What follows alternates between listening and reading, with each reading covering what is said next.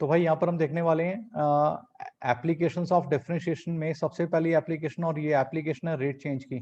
Okay, तो यहाँ पर पहले तो कुछ मतलब समझ लेते हैं। सपोज मेरे पास लिखा है dy अपॉन dx, तो इसको पढ़ने का एक तरीका ये भी है, rate of change of y with respect to rate of change of x। Am I clear? तो जो हमारे पास में डिफरेंशिएशन है वही बेसिकली उसको रेट चेंज हम पढ़ रहे हैं यहाँ पर, तो हमारे बोलने का फर्क है और कोई खास डिफरेंस यहाँ पर है नहीं। कुछ हमने बेसिक अप्रोचेस यहाँ पर देखनी है जिनके बेसिस पे हम इनके सवालों को करना शुरू करेंगे जो थ्योरेटिकल प्रैक्टिकल प्रॉब्लम्स है।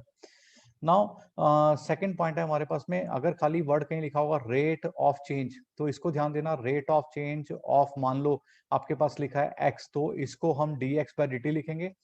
देखो जब रेट ऑफ चेंज अकेला वर्ड लिखा है तो with respect to time change हो रहा है, ये ध्यान रखना। अगर रेट ऑफ चेंज हमें विद रिस्पेक्ट टू समथिंग दे रखा है, जैसे with rate of change of y with respect to x दे रखा है, तो dy अपॉन dx है। तो बस यहाँ पर यही बातें हम यूज करने वाले हैं। वन बाय वन हम डायरेक्टली एग्जांपल करना शुरू करते हैं। एग्जांपल से आपको क्लियर हो जाएगा कि हमने मेन एक्सरसाइज के क्वेश्चन कैसे करने हैं। तो यहाँ पर हम प्राइमरली एग्जांपल्स को सॉल्व कर रहे हैं। तो भाई यहाँ देखो आपके पास में एग्जांपल नंबर 1 है, find the rate of change of area of a circle पर सेकंड। तो ये यूनिट्स भी साथ में दे रखी हैं, यूनिट्स हमने लेकर चलनी है। जैसे हम फिजिक्स में यूनिट्स को ज्यादा इंपॉर्टेंस देते हैं, सेम मैथ्स में भी आपने ऐसे ही करना है। तो ये देखो क्या कह रहे हैं, find the rate of change of area पर सेकंड। तो बेसिकली ये पूछ रहे हैं डीए बाय dt निकालना है। किसका निकालना है? सर्कल मेंशन किया हुआ है with respect to radius when radius is 5 centimetre. ठीक है, तो रेडियस इसका जब 5 सेंटीमीटर हो जाएगा तब डीए बाय dt कितना होगा ये निकालना है। तो भाइयों यहाँ देखो आपके पास ये फॉर्मूला है, area of the circle pi r square होता है। तो अगर मैं यहाँ पर डीए बाय dt करता हूँ तो just use the simple differentiation, तो पाई टू ये आर स्क्वायर की क्या होगी 2r, और आर की क्या होगी डी आर अपॉन dt। ठीक है जी, तो यहाँ क्या करने वाले हम, this is 2 pi r, r की जगह डाल दो 5, ऐसा बोला हुआ है इन्होंने। और D r by d T के बारे में हमने कुछ नहीं करना है, इसको ऐसे ही छोड़ेंगे। तो ये बनेगा आपके पास 10 pi d r by d t centimeter per second. तो देखो आपका जो एरिया का रेट चेंज हो रहा है, तो एरिया में यूनिट सेंटीमीटर स्क्वायर होगी, तो ये पॉइंट भी ध्यान रखना है यहाँ पर यूनिट्स हमने कैसे यूज करनी है। तो I am using here centimetre square per second. So guys ये रहा आपका पहले एग्जांपल का आंसर, प्लीज चेक। अब इसी सवाल में एक और चीज पढ़ते हैं, इसमें find the rate of change of area of a circle पर सेकंड। ये वर्ड लिखा हुआ है, अगर मान लो हम कहते हैं विद रिस्पेक्ट टू रेडियस, जो कि यहाँ लिखा हुआ है आर, मतलब अगर हमें d a by d r निकालना है तो क्या करेंगे? तो भाई फिर तो बहुत ही आसान है, आपने डिफरेंशिएशन करनी है पाई आर स्क्वायर की, और भाई यहाँ पर आप लोग क्या करोगे, इसके डायरेक्टली डिफरेंशिएशन कर दो 2 पाई आर, और आर को यहाँ पर लिख दो 2 पाई और 5 सेंटीमीटर, और आगे जो भी बनेगा यूनिट से एक वर्ड लिख देना यहाँ पर, क्योंकि यहाँ पर यूनिट स्पेसिफाइड नहीं है। डीए का मतलब ऊपर सेंटीमीटर स्क्वायर होगा, नीचे सेंटीमीटर होगा, तो अल्टीमेटली सेंटीमीटर की यूनिट्स यहाँ पर बचनी चाहिए। लेकिन हम विद कंफ्यूजन को अवॉइड करने के लिए सिंपल एक वर्ड यूज करेंगे, units.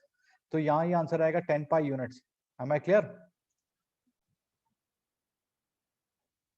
This is example number 2 now. The volume of a cube is increasing at the rate of 9 cubic centimeter per second. Wow! देखो volume of a cube is increasing, मतलब जो change हो रहा है उसका rate.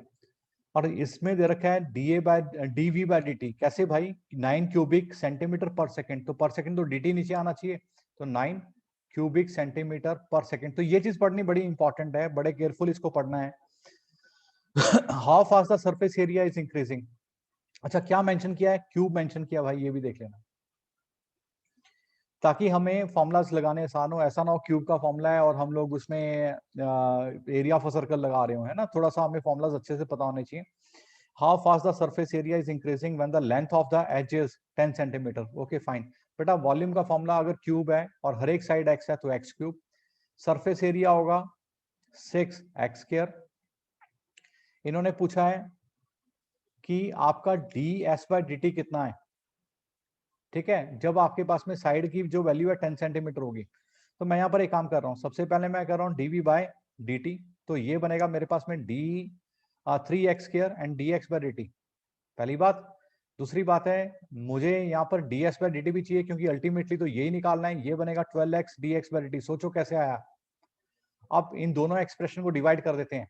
अब divide करने से एक चीज ध्यान रखना है, यहाँ पर ये dt dt मैं नीचे कैंसिल नहीं करूंगा, क्योंकि हम यहाँ पर कुछ और चीज फाइंड आउट कर रहे हैं, हम यहाँ पैरामीट्रिक फंक्शन बनाने की कोशिश नहीं कर रहे हैं। तो dv बाय dt नीचे है आपके पास में ds बाय dt, और भाई यहाँ सॉल्व करके आपका देखो dx बाई dt कैंसिल हो रहा है ना, एक xp कैंसिल हो रहा है, तो ये 3 और 12 भी एडजस्ट हो जाएगा, x बटे 4 बचेगा। तो भाई यहाँ ये dv बाई dt की जो वैल्यू है ये 9 है, ds बाई dt हमें निकालना है, x हमें साइड दे रखिए 10, तो लेट अस फाइंड इट 9 और यहाँ पर 4 इधर आ जाएगा, 10 नीचे आएगा, ds बाई dt यहाँ पर होगा, तो ultimately your answer comes out to be ds by dt बनेगा 3.6 centimetre square per second. I hope this is clear. Now question number example number 3 की बात कर रहे हैं। A stone is dropped into a quiet lake. भाई एक आपके पास बिल्कुल काम वाटर था, है ना, उसमें एक बच्चे ने उसमें पत्थर मार दिया, तो क्या बनेगा, सर्कुलर वेव्स बनती हैं। ठीक है, तो भाई यहाँ बना लेते हैं सर्कल। इससे पहले हम सवाल आगे पढ़े, पहले प्रैक्टिकली विजुअलाइज करते हैं। ये बन गई सर्कुलर वेव्स, और बहुत सारी बनी है, एक नहीं बनी है। कहते ये moves in a circle at a speed of 4 centimetre per second. ये बाहर की ओर जा रही है भाई, एक्सपैंड करती हुई, मतलब वेव एक्सपैंड कर रही है ना, देखो ये पूरी बढ़ जाएगी वेव, फिर आगे और जाएगी और बढ़ जाएगी। तो बेसिकली क्या चेंज हो रहा है, रेट ऑफ रेडियस आपको दे रखा है, मतलब रेडियस चेंज हो रहा है 4 सेंटीमीटर पर सेकेंड। तो ये सिर्फ आपके समझ की बात है, आपको एग्जैक्टली पता होना चाहिए कि भाई जब किसी पानी में हम पत्थर मारेंगे सर्कुलर वेव्स बनेंगी, वो बाहर की ओर एक्सपैंड करेंगी। हमें कौन से वाला यहाँ पर रेट चेंज दे रखा है, उसके हिसाब से मैं D a by d T लूंगा या D r by d T लूंगा। यूनिट्स पे ध्यान दो, ये सेंटीमीटर पर सेकेंड है, तो फिर तो भाई यहाँ D r by d T लेना पड़ेगा। कहते एट द इंस्टेंट, उस वक्त, when the radius of the circular wave is 10 centimetre, कहते जब रेडियस 10 सेंटीमीटर होगा, how fast the enclosed area is increasing, तो उस समय डीए बाई डी कितना होगा। ठीक है, तो आप काफी बातें समझ गए होंगे। देखो एरिया क्या होता है, pi r square, d A by d क्या होगा भाई, ये होगा 2 पाई आर, आप समझ लो कैसे हो रहा है, and d r by d. तो यहाँ आपको दे रखा है this is 2 pi as it is, radius कहते हैं जिस वक्त रेडियस 10 सेंटीमीटर होगा, डी आर बाई डी 4 दे रखा है। सब कुछ हमने निकाल लिया है, सॉल्व करो, find the answer. Now this is example number 4, the length x of a rectangle is decreasing. Rectangle दे रखा है ना, मैं तो पहले भाई रेक्टेंगल बना लेता हूं। तो एक्स इसकी लेंथ है जो कि डिक्रीज कर रही है eight the rate of 3 centimetre per second. Y इसकी मैं ब्रेड्थ मान लेता हूँ, इसको आगे देखेंगे। तो D x by d t, देखो जो डिक्रीज कर रहा है ना वो नेगेटिव आएगा, 3 सेंटीमीटर पर मिनट। यहाँ पर ऐसे सिस्टम में कन्वर्ट करने की जरूरत नहीं है। ठीक है, d y by d t, देखो y is increasing at the rate of 2 centimeter per second, तो भाई ये इसका वाई जो है ये पॉजिटिव होगा, इंक्रीज कर रहा है। इन सिंबल्स में बहुत इंफॉर्मेशन छुपी होती है, हम बहुत इंफॉर्मेशन इनके जरिए बताते हैं। नेगेटिव है कम हो रहा है, पॉजिटिव है बढ़ रहा है। फिर कह रहे हैं जब x आपका 10 होगा, y आपका 6 होगा, तो rate of change of parameter बताना है पहले, और फिर आगे बताना है rate of change of area. तो भाई पहले पैरामीटर देख लो, पैरामीटर क्या होता है, 2 time of length plus breadth. ठीक है जी, तो मैं अगर यहाँ पर डीपी बाई डी टी करने की कोशिश करूंगा, यहाँ आएगा 2, this is d x by d t, और भाई यहाँ आएगा d y by d t. हम अब हमने क्या करना है, ये ऊपर से 2 की वैल्यू यहाँ डाल दो, sorry D x by d T डाल दो -3, और ये डाल दो y की वैल्यू, तो आपके पास बनेगा -2 सेंटीमीटर पर मिनट। ये तो वैल्यू आ गई पैरामीटर के चेंज होने, पेरीमीटर के चेंज होने की। अब बात करते हैं एरिया कैसे चेंज हो रहा है। एरिया क्या होता है, एरिया होता है x into y, length into breadth. Okay, तो ये अगर मैं यहाँ d a by d t करता हूँ, तो यहाँ तो प्रोडक्ट रूल लग गया भाई, कुछ भी हमारा अलग से फॉर्मूला नहीं लग रहा, सारा का सारा ठीक वैसे ही लग रहा है जैसे हमने डिफरेंशिएशन में सीखा था। x को छोड़ दिया y की कर दी, y को छोड़ दिया x की कर दी।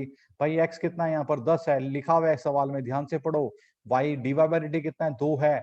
y कितना है भाई, y तो 6 है। D y by d t कितना है, -3 है। तो इसको सॉल्व करोगे ये 2 सेंटीमीटर स्क्वायर पर मिनट आ जाएगा। यूनिट्स का खास ख्याल रखना है, हमने मिनट से शुरुआत की थी, सेकंड पे मत आ जाना, है ना। तो यूनिट्स का खास ख्याल रखना है। आई hope this part is clear. Now guys, I'm talking about example number 5, the total cost CX. CX से हम बता रहे हैं कॉस्ट है ना। तो ये प्रेजेंट रिप्रेजेंटेशन करने का एक तरीका होता है। वो PX भी बोलते कि चलो प्रॉफिट है तो मान लेते। नाउ CX का मतलब कॉस्ट है associated with the production of X unit. भाई जितनी यूनिट बनेंगी उस हिसाब से कॉस्ट है। कहते हैं ये फंक्शन यहाँ पर दिया हुआ है 0.005 x cube minus 0.02 x square plus 30x plus 5000। Find the marginal cost. तो अब जो चीज मैंने बतानी है ये है मार्जिनल कॉस्ट। ये होता है आपका जो कॉस्ट फंक्शन दे रखा है उसको नंबर ऑफ यूनिट से डिवाइड करना है, बेसिकली उसकी डिफरेंशिएशन करनी है।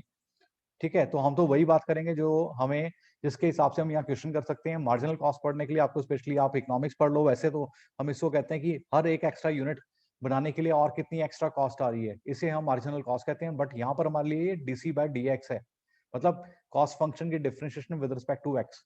तो ये हमें दे रखा है, देखो मैं शुरुआत कर देता हूँ 0.005, और ये आ गया भाई आपका 3x²।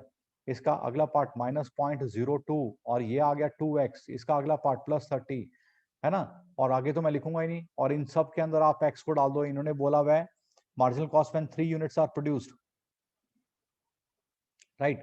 तो x को 3 डाल दो तो आपके पास फाइनल आंसर आ जाएगा यहाँ पर सॉल्व करके। I hope this part is clear.